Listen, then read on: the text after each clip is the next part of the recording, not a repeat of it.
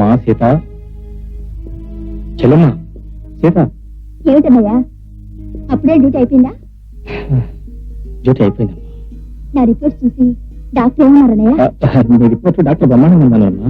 ఇది మామూలు తలనొప్పి, అందుకని ప్రస్తుతం మందులు ఇచ్చాడు. ఇది వేసుకుంటే చాలా వరకు తలనొప్పి తగ్గిపోతుంది. కావాలంటే మళ్ళీ వారం పొద్దున తీసుకురా, టెస్ట్ చేస్తాను, మళ్ళీ మందులు ఇస్తాడు. మొత్తం కలిపి 4 రోజులు పోతుందమ్మా. అన్నయ్య, మంచి మాట చెప్పావు. మంచి మాట నేను కదా మర్చిపోయింది, డాక్టర్ చెప్పాడు. Great doctor. నువ్వు ఈ మందులు వేసుకుని అన్నయ్యకి స్ట్రాంగ్ కాఫీ తీసుకురా. ఇప్పుడే చేస్తానన్నయ్య. Strong coffee.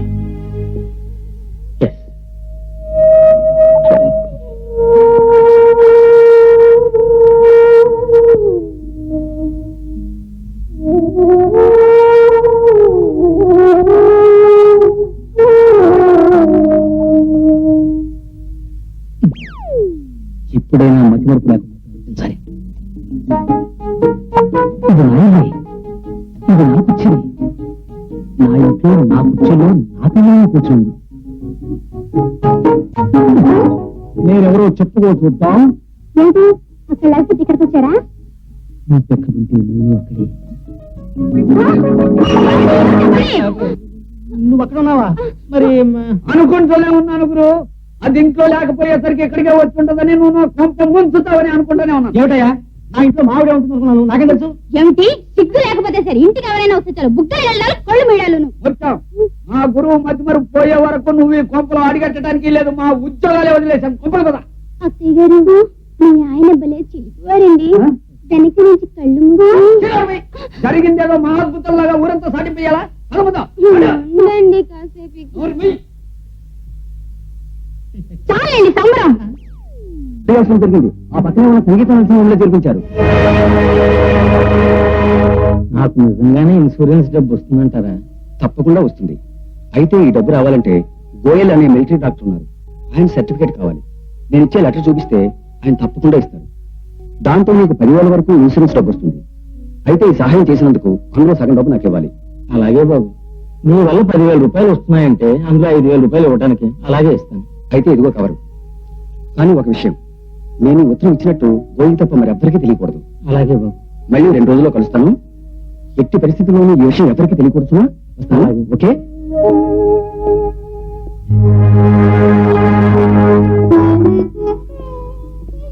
బాబాయ్, బాబు వేణు, ఏమిటి బాబాయ్ యాక్సిడెంట్ ఎలా జరిగింది? ఏముంది బాబు, అంత తలరాస. వేణు, సమయానికి వచ్చావు, నాకు చిన్న సాయం చేస్తావా? తప్పకుండా చేస్తావు బాబు, చెప్పు. బాబాయ్, ఈ సర్టిఫికేట్ వాడికి ఇస్తే నిజంగా డబ్బు వస్తుందంటావా? వస్తుందని ఆశిస్తాను బాబు, నేను ఈ సాయం చేయమంటున్నాను.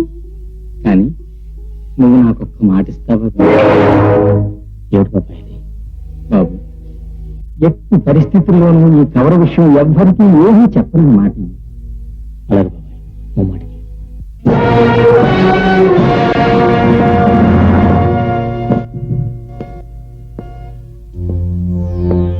మిస్టర్, ఎవరు నువ్వు? ఏం కావాలి? డాక్టర్ గోయల్ని కలుసుకోవాలి. అతనితో నీకేమిటి పని? ఆ విషయం ఆయనతోనే చెప్పాలి. ఏమిటి అదంతా చెప్పకూడదు రహస్యమా? మిస్టర్, నువ్వెవరవో, ఎందుకు వచ్చావో ఉన్నదన్నట్టు మాతో చెప్పడం మంచిది. లేదంటే నువ్వు చాలా ప్రమాదాలు ఎదుర్కొంటావు. ఏమిటి పిల్లని, ఎందుకు నన్ను నిలిపేసి అడుగుతున్నారు? అసలు మీరెవరు? డాక్టర్ గోయల్ ఎక్కడ?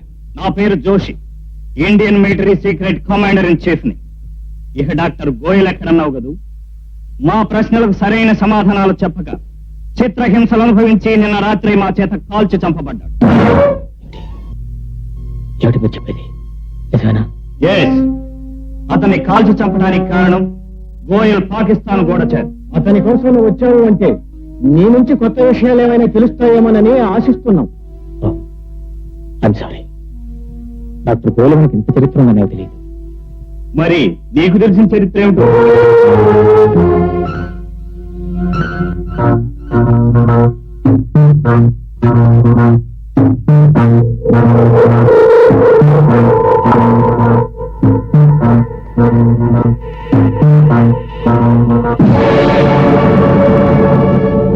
పాపం, శత్రువులు గూఢచారి గోయల్ ఇంకా బ్రతికే ఉన్నాడు అనుకుంటున్నారు. అందుకే ప్లాన్ పంపించారు. లేనా? మిస్టర్, ఈ ప్లాన్ నీకెక్కడ? ఐమ్ సారీ, వివరాలు నేనేం చెప్పలేదు. నీకే ప్రమాదం రాదు, నేను హామీ ఇస్తున్నాను. నాకు కానీ ఆ కవర్ ఇచ్చిన పెద్ద మనిషికి కానీ ఎలాంటి ప్రమాదం రాకపోవచ్చు. కానీ ఎట్టి పరిస్థితుల్లో అతను పేరు బయటపెట్టి మాట ఇచ్చాను. ఆ మాట నేను తప్పు. మిస్టర్, అనవసరంగా నీ ప్రాణం మీదకి తెచ్చుకో. నువ్వు జీవితంలో ఊహించని చిత్రహింస పాలు చేసి నీ చేత నిజం కక్కిస్తాను. నా ప్రాణం పోయినా సరే అతని పేరు బయటపెట్టాను.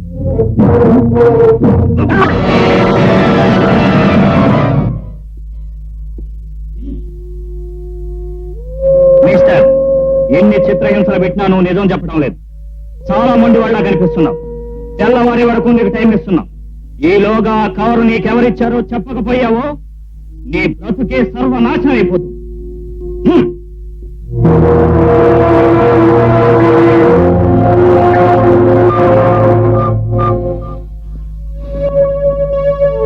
నాకే సంబంధం లేని ఈ నేరం కారణంగా రేపు ఉదయం నన్ను చంపేస్తే నా చెల్లెలు ఏమవుతుంది?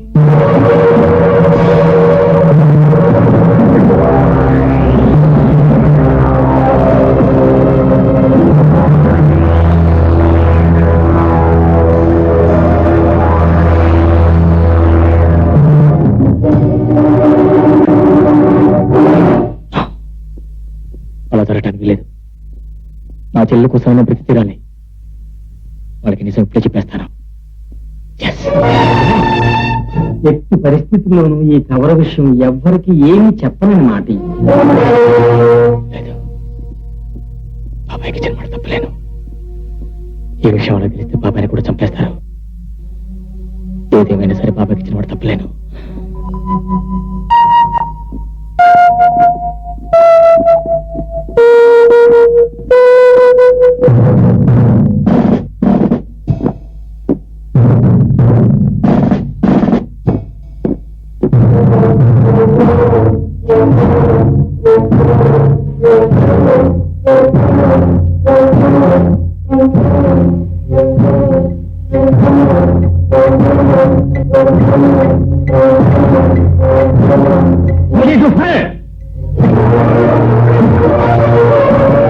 ఆఖరిసారిగా అడుగుతున్నా, ఆ కవర్ నీకు ఎవరిచ్చారు?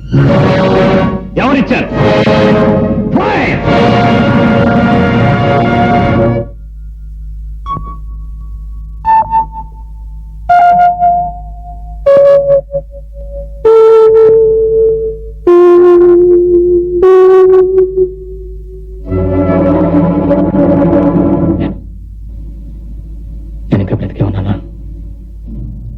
చచ్చిన వాడు అలా బేరభేతాలులా ప్రశ్నలు వెయ్యడు. నువ్వు ప్రశ్న వెయ్యగలుగుతున్నావు గనుక సలక్షణంగా బతికున్నట్టే లెక్క. నేను ఇక్కడికి ఎలా వచ్చాను? ఆ మిలిటరీ వాళ్ళు ఏమయ్యారు? మీరు ఆ రోజు బ్యాంకులో అబ్బా, నువ్వు అలా హడావుడిగా ప్రశ్నల వర్షం కురిపించేయకుండా కాసేపు స్థిమితంగా కూర్చుంటే విషయం అంతా నేనే వివరంగా చెప్తాను. కమా సిడాం, కూర్చో. నా పేరు గోపాలరావు. చూడు వేణు, నిన్ను చాలా రోజులుగా నీకు తెలియకుండానే పరిశీలిస్తున్నాను. నీ వ్యక్తిత్వం నాకు బాగా నచ్చింది. మన బ్యాంకులో ఇచ్చిన మాట తప్పిపోయిన ఆ దొంగ వధవుల మీద నువ్వు మట్టగడిసిలా ఎగిరిపడ్డావు చూడు, ఆ ధైర్యం నాకు చాలా బాగా నచ్చింది.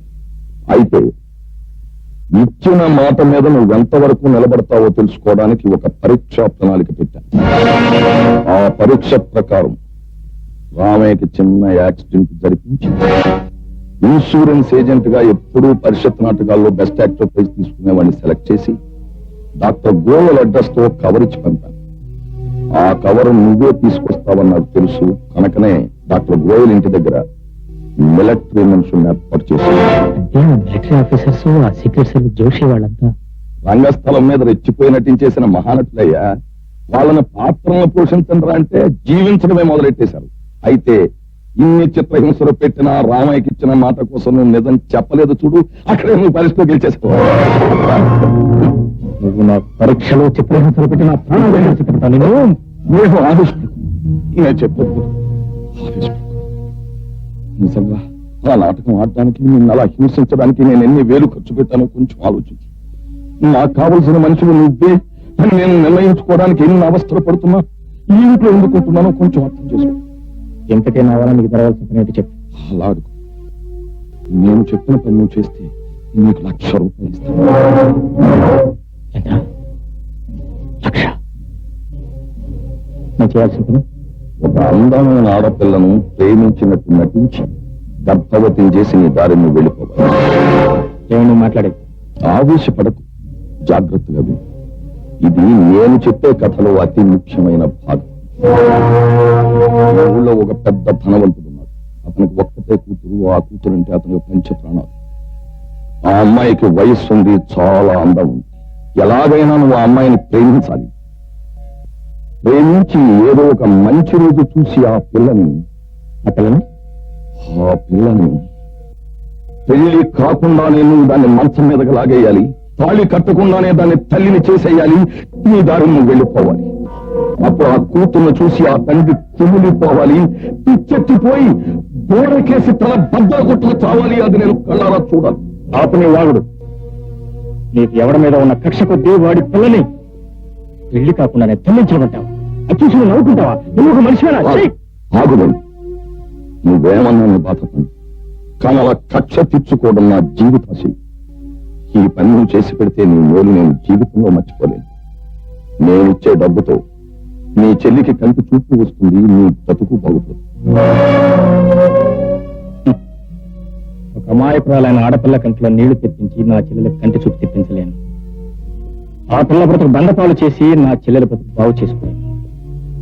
చేసిన పాపాన్ని గుండెలో పెట్టుకుని జీవితాంతం దుర్భరంగా బ్రతకలేను. నా మీద కక్షతో మరెవరైనా నా చెల్లెల విషయంలో కూడా ఎలాగే ప్రవర్తించుంటే నా చెల్లెల బ్రతుకు ఏమవుతుందో ఆలోచించుకోవడానికి భయంగా ఉంది. మిస్టర్ గోపాలరావు, నువ్వు చెప్పిన పని నా జన్మలో చేయలేను. ఆ పనికి మరెవరైనా మనసులోని మనిషిని చూసుకో. బాయ్. ఏంటిది విజయం దిగ్విజయాన్ని కేకలేస్తున్నారు? ఊహాలోకంలో వేరేస్తున్నారా? అదా ఏం లేదు. మన ఒప్పందం మీద నువ్వు సంతకం చేయాలి. ఇది మీరు నాకు 1,00,000 రూపాయలు ఇచ్చేట్టు నేను ఆ అమ్మాయిని ప్రేమించినట్టు. అదే, అంతే అంతే. అగ్రిమెంట్ తీసుకొస్తాను.